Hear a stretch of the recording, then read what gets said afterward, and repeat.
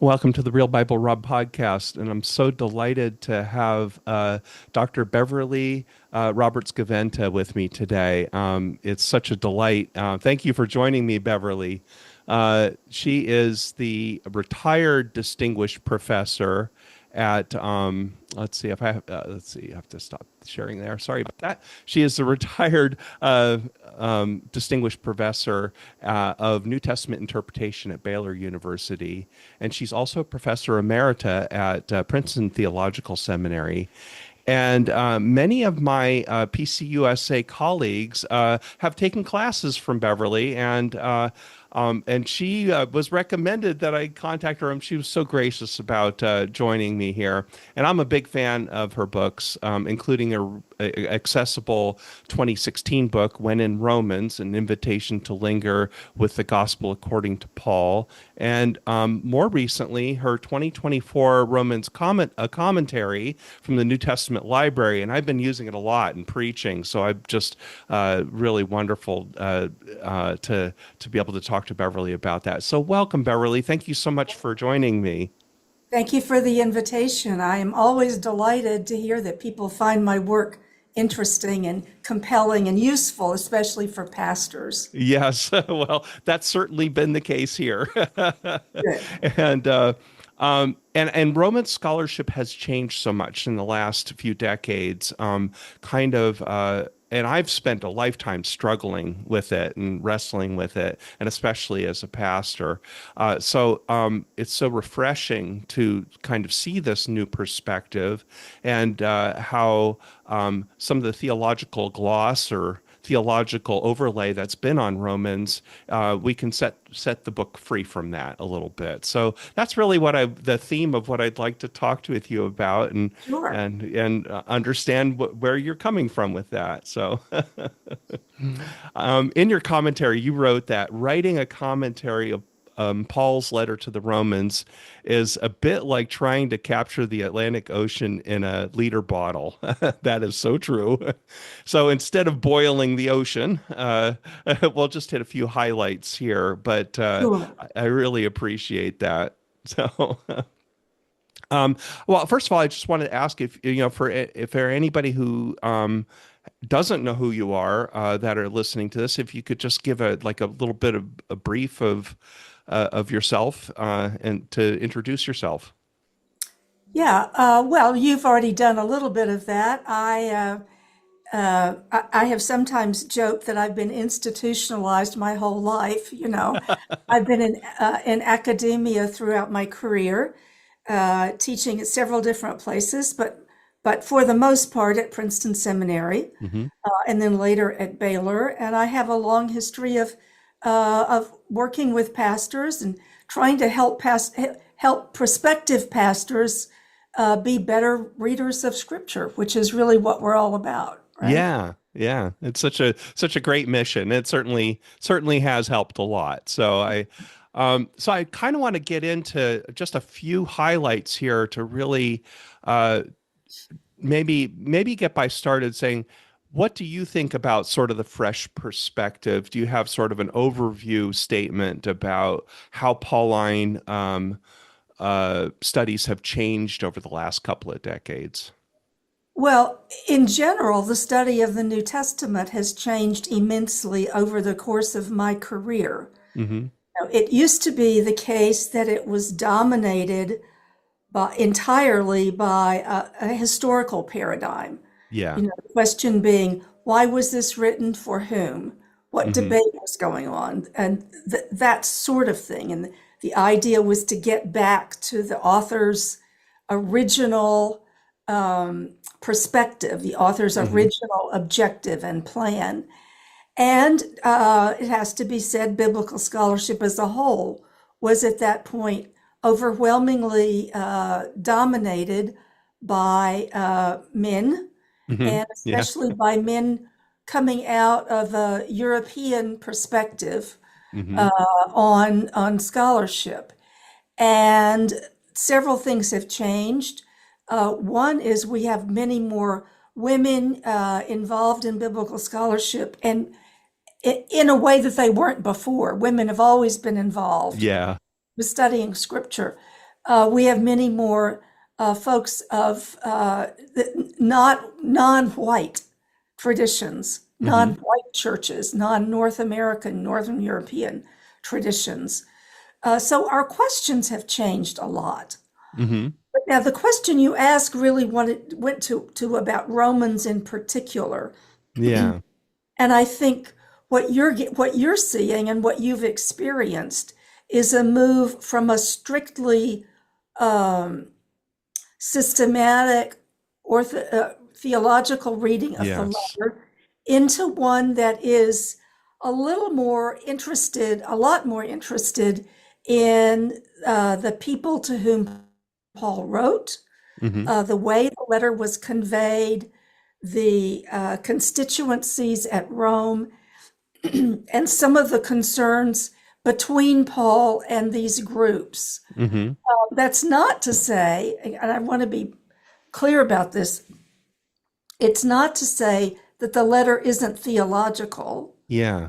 It's very theological, but that theology grows out of lived experience. It's not Mm-hmm. a kind of abstract primer, if you will. Yeah. Yeah.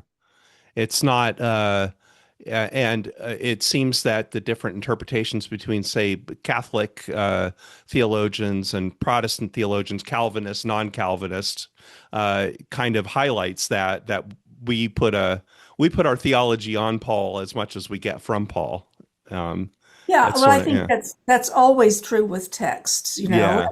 That's true when you read the daily newspaper, if you do, right? Yes, exactly. It's very much the case with all that we do. Yeah. Yeah, yeah. Well, now was that your goal in writing when in Romans was to, but or maybe I should just ask, what was your goal when in writing when in Romans? Well, interestingly, that book came out of some lectures I had done, mostly at Austin Seminary, but Hmm. at other places as well. And then when I cast it as a book and cast it as an invitation, I really did want to give people a sense of what I would call the size of the letter. Hmm. Now, on the one hand, yes, it's written for very specific groups of people, and we can talk some about how I Hmm. think that came to be. But it's also about not just the way I was brought up, not just my relationship to God or Hmm. yours, or even that of Jews in general and Gentiles in general. It's about God's work for the whole of creation. Hmm. So the canvas on which this letter is depicted needs to be much larger than the way we Yeah. often thought about it. Yeah, there is a largeness to it, isn't there? Yeah. Yeah. So, kind of diving in on a couple of points that I thought might highlight your point. Of course, the attention to Romans 18 through 32, Paul's famous diatribe, um, and the sudden jarring change from third person Mhm. to second person plural in 2:1. And I've preached on this a little bit too. Is just you can't read chapter 1 without reading chapter 2 as well, right? Right, And exactly. and that jarring change seems to be a setup in my mind, and that keeps coming back in subsequent chapters in the Exactly. letter. Yeah. So is that so? I was reading about how in you said Romans 11 or 9 and 11 that you really can't ignore those chapters as they often are glossed over because it's kind of like revisiting. Is that it seems to be another reversal where there's this quick reversal. Um, I was wondering if, maybe putting a finger on the arrogance of the Gentiles. Is that is does that help us as far as like cherry picking the scripture for? Oh, absolutely. I mean, one thing to say, and we sort of back up a step and to say, we have to remember that this is a letter that was written to be heard, Mm, yeah. right? For the most part, uh, many people, not just in that generation, but in later generations, heard this letter. Yeah.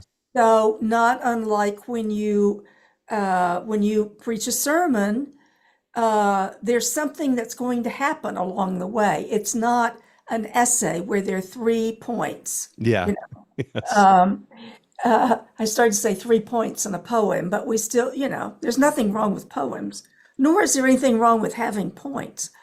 But I think what Paul is doing is leading people into a kind of experience, Oh, okay. and Yeah. that an experience of, uh, in a way, an experience of judgment at 2:1. Hmm. It is entirely possible for some of his audience in Rome to hear that section and do what a lot of people do today, Hmm. second part of chapter 1, and think, yeah, those are bad people. Yeah. Yeah. Like crossing their arms Those, and going, "You're those are darn right." really bad people, right? Yeah. It's sort of like, tirades about welfare queens and Yes. blah, blah, blah, and how those bad people do this and that and the other. But then Paul turns it around. I think he actually is working them up for Yeah. this. Right. And Yeah. he Yeah. turns it around and says, and you too, Right. right? Yeah. You too. You are the same. When you judge others, you are making the very same mistakes.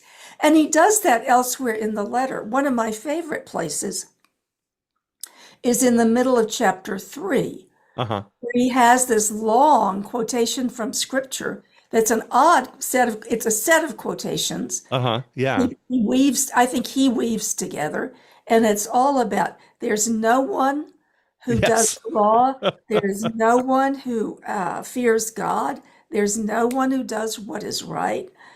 And if you're familiar with the Psalms Uh-huh. or wisdom literature, then you know that what he's going to do is say, but the righteous people, Yeah. Right. Yeah. they're the ones who do what is right, right? But he doesn't do that. Instead, he says there's no one who is right. Yeah. And so he drives them into this sense of the need of God to act in Yeah. Jesus, right? But the other one you were talking about is in chapter 9 through 11. Yeah. And there are a couple of things working there. There are a lot of things going on Yeah, there. of course. Yeah. But one of them is in chapter 10. Sorry, I have a frog in my throat. Mm. No problem. In chapter 10, he sets up this account of Israel, and he talks Hmm. about all of Israel as if it were one thing, and they have all been tripped, right? Yeah. God put a stumbling block in place, and they tripped, and they didn't get to righteousness. And then you get to 11:1, Yeah. and Right. he says what he seems to have been getting at all along. Uh-huh. Israel, God has rejected God's people. Well, but then what he says is, but God hasn't done that, has he? Right. Of course not, right? Another one God of his would certainly never, nots. Yeah. right, God would never reject Israel. Yeah. So there's several times when he does this, and I think I just think it's very compelling Hmm. to see the way the letter often turns around and causes us to rethink what we imagined he was saying, which is what you were getting at when we cherry pick, right? Yes. Then we may be misunderstanding what he's doing at any given place. Yeah, I was in studying chapter 3. I was reading something from Amy Jill Levine, where she talks about how Paul certainly knew that when he was picking out the bad things, that there was another side to the argument. And she was saying, well, so we're seeing one side of this argument about the depravity of humanity, and that maybe just picking that out by itself is only looking at one side of Paul's, uh, when he's talking to the interlocutor, right? And Right, back and forth and right, back and right. forth. And it seems that from a theological point of view, we over the centuries, we've just picked one side of the argument. Is there is that a valid way of looking Well, at it, or? maybe, but by the time you get to chapter 5, you Hmm. know, when he talks about Adam, Yeah. it's not, he is not saying there actually are good people, you know. Yeah. What Yeah. he is saying is in Adam, I mean, I think he has an argument there that is a very negative argument about the human being and Hmm. the need of God to rescue all Yeah. of human beings. Now, I differ from some of my colleagues on that, but I think he means Jews as well as Gentiles. Hmm. Hmm. Yeah, that we're in together Yeah, from a yeah. different point of view, right? So, yeah. Yes, absolutely. Yes. This is not, I mean, I think the important thing to say there where I think Amy Jill and I would agree is this is not an argument about how Jews have done particularly bad things. You Hmm. know, this is not an anti-Jewish argument at all. It is, in a sense, an argument, an analysis of the whole of the human race. Hmm. Yes. Cool. Uh, so, one of the things that I found very helpful to me in your commentary was the discussion about the Hilasterion Mhm. in Romans Mhm. 3:25. Of course, in combination with Romans, what, 3 9 or like 10 through 18 and so forth, it kind of Mhm. builds up a lot of the Calvinist theology, right? Right, And right. so, the understanding the nuance of Christ being put forward as the cover of the Ark of the Covenant versus the what I would classify as a very theological term, the propitiation, Mhm. or I don't know exactly how to propitiation. I think Um, I think either is fine. They're fine. um, and how that's used in translation. Because, clearly, traditionally, that more theological word, the propitiation, has been used rather than as the place of atonement or the covering of that. Um, I was wondering, in your discussion, you kind of you describe both sides of that argument, but I think you say something along the line of being we should favor the more literal translation, the as the Absolutely. cover. Yeah, can you explain that a little bit? And Yeah. Well, there have been several objections to that, the notion that it's what people used to call the mercy seat. hmm. But what they really mean in the description of the Ark of the Covenant is that this is the cover of it. Hmm. And it would be the holiest place there was. Hmm. Right. That's my point. Now, to go back, one of the reasons people say, well, it can't mean that is they say, because that means Jesus is a thing, right? Yeah. Well, the Gospel of John would be really surprised by this because what do you get there? I am the vine and Yeah, you are, right. Yes. The Jesus is a metaphors are thing. all over the place. Yeah. Right. It's a metaphor. And I don't take it as either propitiation or expiation, but as this reference to the holy. God is putting forward, God is the one who is doing this. It's not the priests making the sacrifice, it's Hmm. God making it. And it elevates Jesus to being really the center of God's dwelling. Hmm. And there's another, I mean, there's another line in there where he talks about we have all have, well, the way I translate it is all Hmm. have sinned and been removed from the glory of God. Well, in the Hebrew Bible, the glory of God is God's very presence. Hmm.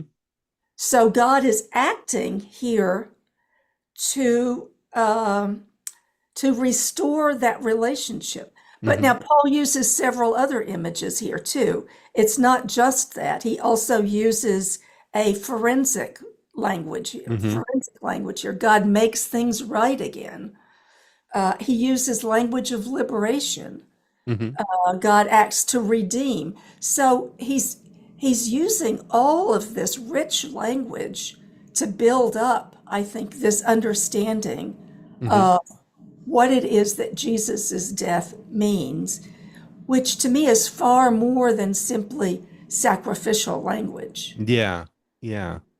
Well, I had a Jewish member of my congregation actually tell me what it means to celebrate Yom Kippur, and saying that it's viewed as this, um, well, I don't know how to say it, but maybe in a way that enriches our understanding of how the Hilasterion is used, and that is used, and saying that, yeah, I mean, it's the cleansing for a year, and Yeah, we it's kind of a done thing. God did this for us, and we celebrate how God has done this for us. And every once a year, we're reminded, we do the covering, and I just thought that was so helpful rather than it being like a scorecard that has to yeah, be, yeah. right, Um, absolutely. Yeah. yeah. Is there a relationship of Yom Kippur that I think that we should understand better from this point of Well, view? a number of people have made that interpretation of this text, and I don't object to it. I just Hmm. don't think that that exhausts what's going on here. Okay. I think that, that by Paul's day, you know, this becomes a reference to holiness itself and not Hmm. just sacrifice, Mm-hmm. which I mean, Christians have very quickly gotten into this sacrificial language, and then we get in trouble with it, right? Mm, yeah. And so it becomes a fairly moralistic thing. Hmm. I think this is a very liturgical image. Mm, yeah. Yeah. That it's a representation of the gift of Jesus as the, God's own presence with us. yeah, as the presence. Yeah. Wonderful. Um, Now, of course, like I think a lot of people, and I love to preach on Romans 8. It comes up three times in our lectionary, and it feels like a relief when you get to Romans 8, especially as I've been preaching through it. And we used a N.T. Wright's Bible study thing a couple years ago, and he had talked about the essential chapter, and he goes, "I don't like this. I don't want you to box me in," but he always talks about it being the essential chapter for him.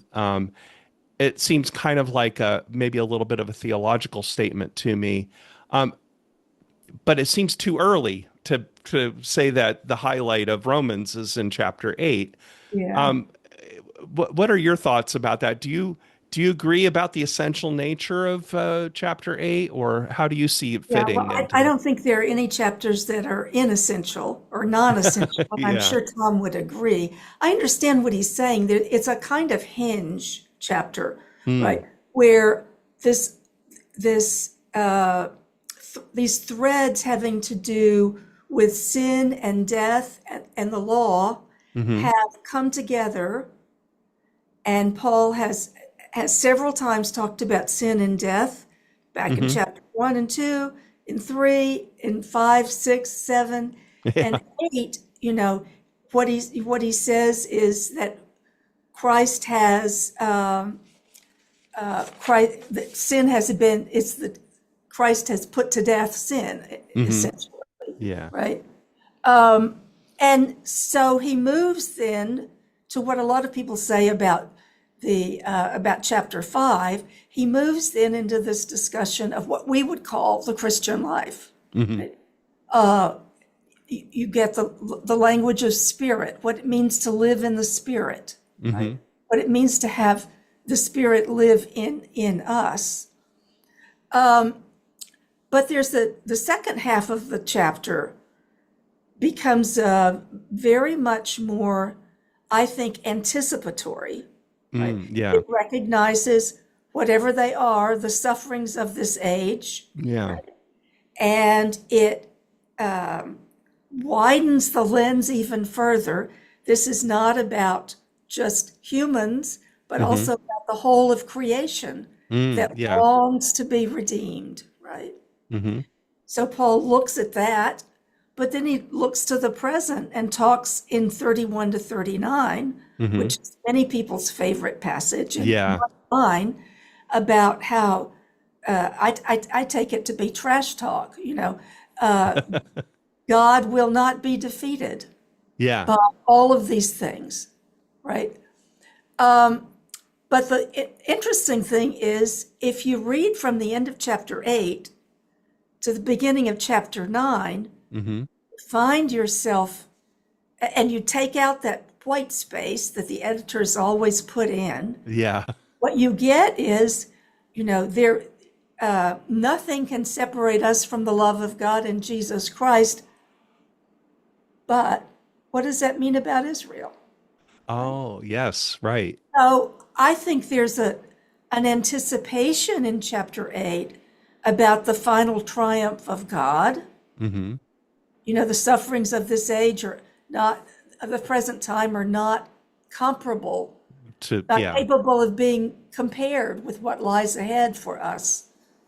But what does that say about Israel? Hmm. So that it is impossible for Paul to anticipate the final triumph of God without Israel. Okay. Yeah. Yeah. And Because, so I yeah. Yeah. so I think 8 is absolutely essential, but so are 9 through 11.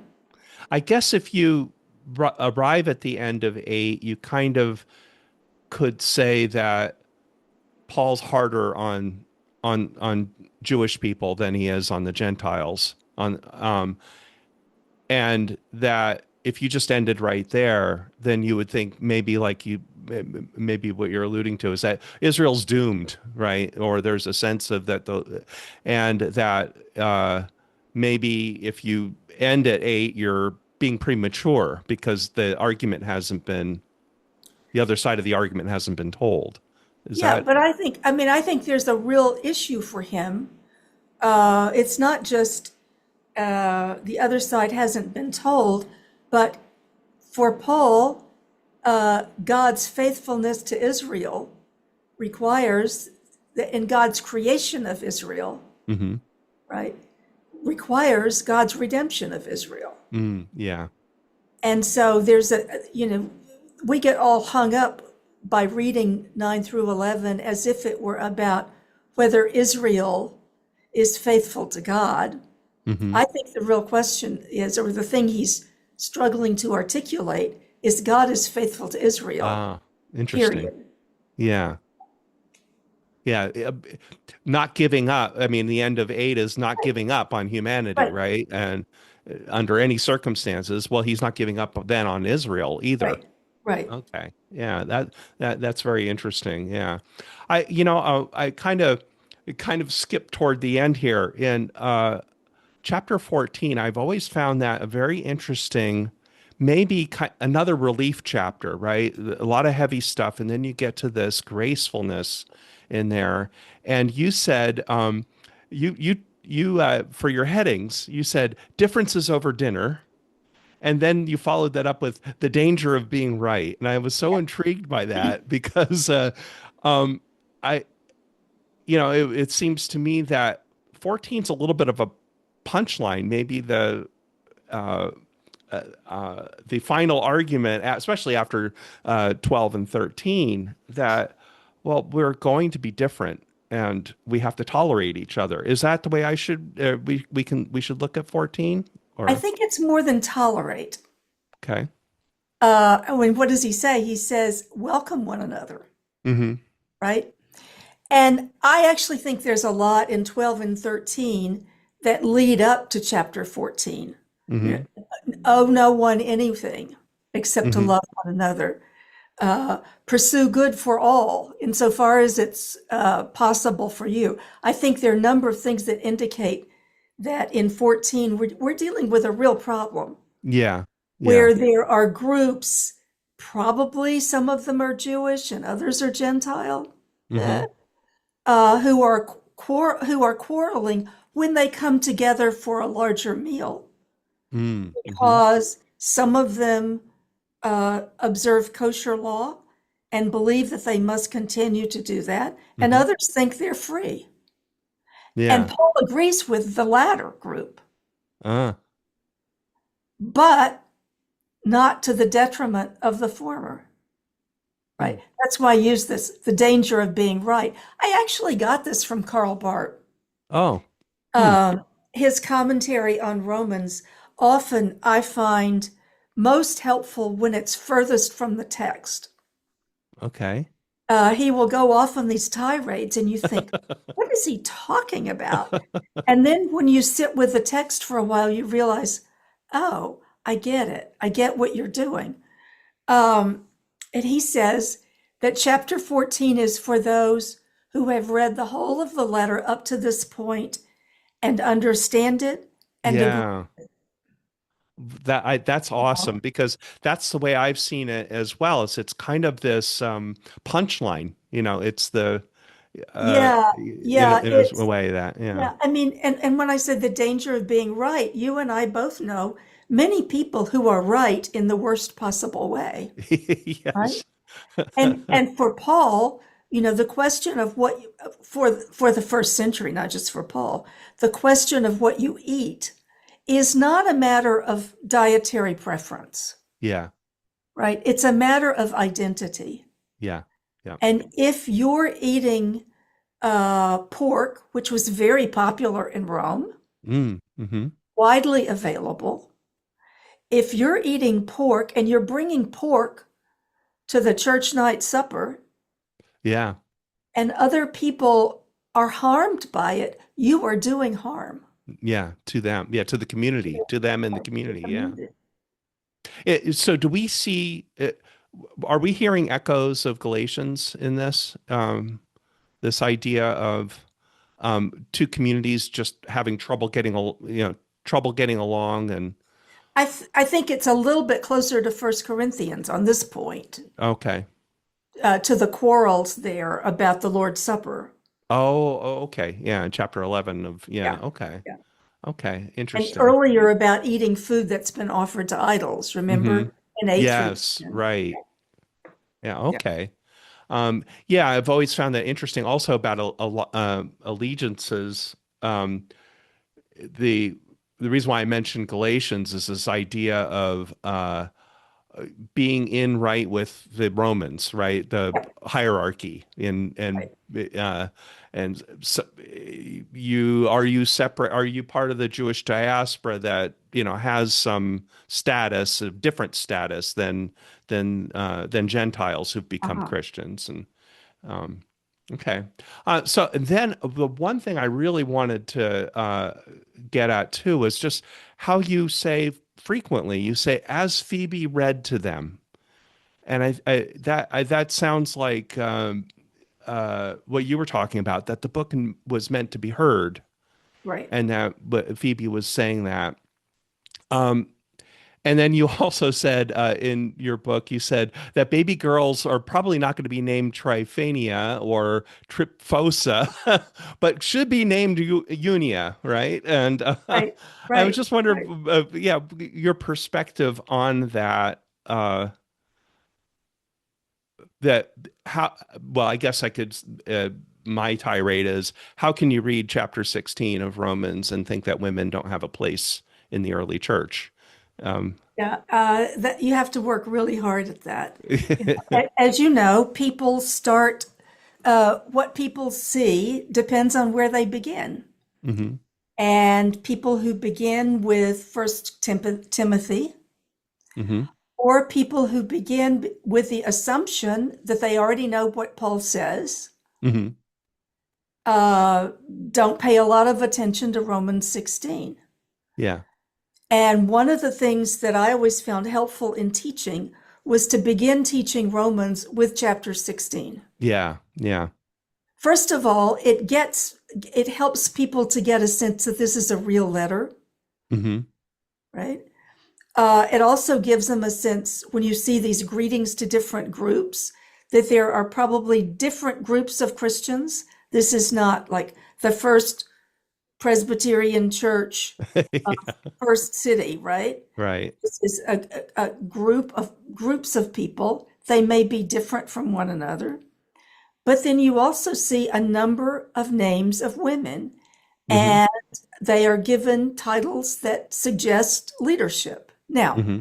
I'd be the first to say that we don't know what Paul meant by diakonos. Mm-hmm. We don't know what he meant by apostolos. Mm-hmm. But you can't begin by saying, well, he couldn't have meant X because Yeah. this is a woman, right? You Yeah. just, if Paul calls, he calls Jesus a diakonos Yeah. in chapter 15. You can't say a diakonos is one thing if it's a male and Right. another, And you know, yes. unless you have some grounds in the text for doing that. Yes. Yeah.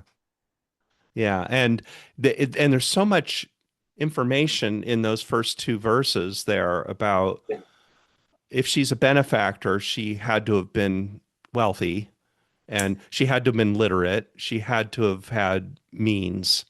Yeah. Um, and all of and so obviously, and to be able to be entrusted with this most important letter to Rome. Yeah. Uh, There's I don't want to overstate the wealth thing because I think sometimes people suddenly imagine her among the elite. mm, I think she probably, I think anybody who had enough resources not to be living hand to mouth mm-hmm, was somebody who could be a benefactor, mm, right? mm-hmm, mm-hmm. She clearly had some resources. We don't need to overstate that. Yeah, Uh, but he identifies her as a deacon of the Church of Cancrea, which yeah, is not his church, yeah, so far as we know. So she has a status, if you want to call it status, she has a role that is independent of him. mm-hmm, mm-hmm. But also, I believe she must have been with him, with a group in Corinth, as the letter was discussed. Paul was not going to send this letter with somebody he didn't know, somebody he didn't trust. Yeah, yeah, yeah, So whether she read it or not, and I've never lost sleep about that. yeah, But she read it. I think she read it. I don't know who else it would be. She's our best guess. yeah, If she read the letter, then she is its interpreter. yes, yes. Even if Which she must have been true for all of the people that carried these letters, right? right, Yeah. if she didn't read the letter, then she's nonetheless the person who is Paul's representative Mm-hmm. and who I think goes to these various groups and helps them to understand what he's saying. Yeah. She's the living voice. So she becomes then really the first interpreter of this letter. Mm-hmm. Mm-hmm. Yeah. I mean, we only have those two verses about her, Right. but it's more than a lot of people of her. That is correct.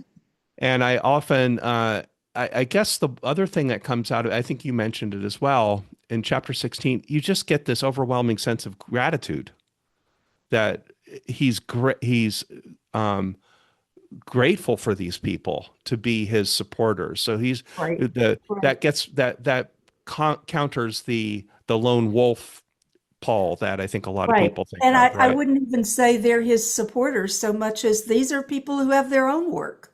Hmm.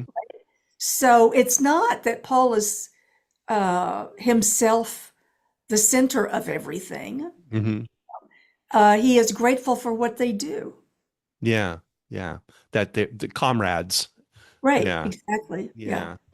Well, and I was thinking, of course, Unia is fun to talk about too in terms of the Greek, and I, I've always found it fascinating how translations will add words in to say things like, uh, "in the eyes of the apostles" or "in the vision," and there's nothing in the Greek that says eyes or vision or anything, and it's Yeah. just they worked really hard to.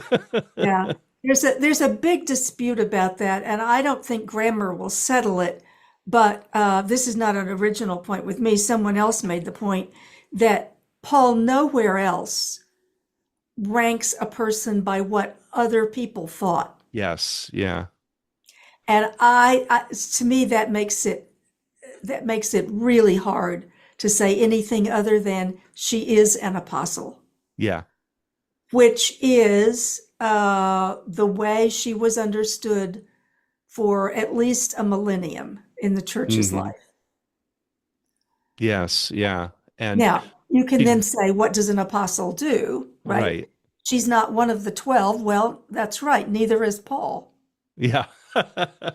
She's not, yeah. And she's not a kinsman. I'm quite sure of that. So, Right, right, right, but yeah, part of uh, his family, I guess, extended family in a way. And that, why would he, yeah, like you said, why would he care what any other apostle or would think exactly. of her? Yeah. Yeah. I think that's very compelling, actually. And these terms are loose terms, but I think we've tightened them and made them into Right, qualifications, right, right. or credentials. So I guess to close here uh, is there anything else that by just touching on these major shifts in the letter? Which I think are very apparent, right?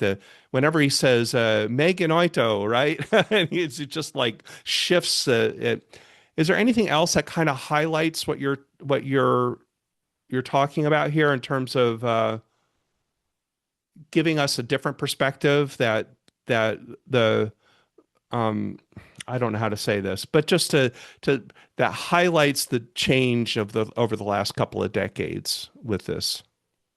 Well, um, I don't think of anything in particular. I mean, there are always these ongoing disputes Hmm. about where Paul gets ideas, and is he more influenced by Jewish traditions, by Jewish texts, by Hmm. Greco-Roman Right. philosophical categories? Um, I think for myself, having worked with it for a very long time, one of the things I want people to notice is how much what Paul has to say here is about what God is doing Hmm. and about what God is doing now. The now time is a phrase he uses at several points, and his preoccupation is really with what God is doing and very little with what humans have to do in response to make everything okay. Uh-huh. Right. Yeah. Yeah, that's true. There's not really a lot of eschatology in the book as much, and that it's really about how we perceive right now, how we get people to work together, be on the same or push the mission in the same direction and so forth. I Yeah, there's that's a sense also I get. Yeah. yeah, there's also, I think, and one of the things that I try to bring out in the commentary, I don't know whether it's successful or not, is there's a great deal of doxology in this letter. Mm. Mm-hmm. Is maybe what you were getting at earlier. But there's yes, he's grateful for these fellow workers, but there's a great deal of doxology. I mean, what is the problem with the human in 118 to Mm-hmm. follow? We're used to saying, well, somebody might be having sex with the wrong partner. That is not what he Yeah. says. What he says is they didn't worship and serve God as God. Yeah. Yeah. That is the human problem as far as Paul is Right. concerned. And it cuts across Jew Gentile lines. They did not worship God as God. And what he gets to is this, finally in chapter 8, well, not finally, but in chapter 8 Mm-hmm. is this the spirit that enables us to spirit of adoption that enables us to cry out, Abba, Father. Mm-hmm. It's this recognition of God. Right. And then in chapter 15, the first half of chapter 15 is preoccupied with this.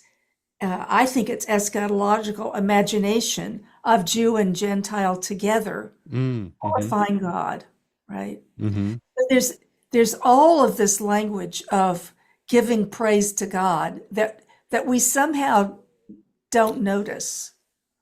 Mm-hmm. Yeah, very interesting. Yeah, and I think that when you uh when Paul when he tirades, he's sort of puncturing, it feels like to me, especially in chapter 1, he's puncturing the arrogance of the or of the of the of the man who thinks that he's got it all under control himself, or he has complete Yeah, self-control. He's the ultimate man because he has self-regulation and control. He says, "No, God's given you over to your passions already." So, yeah. yeah.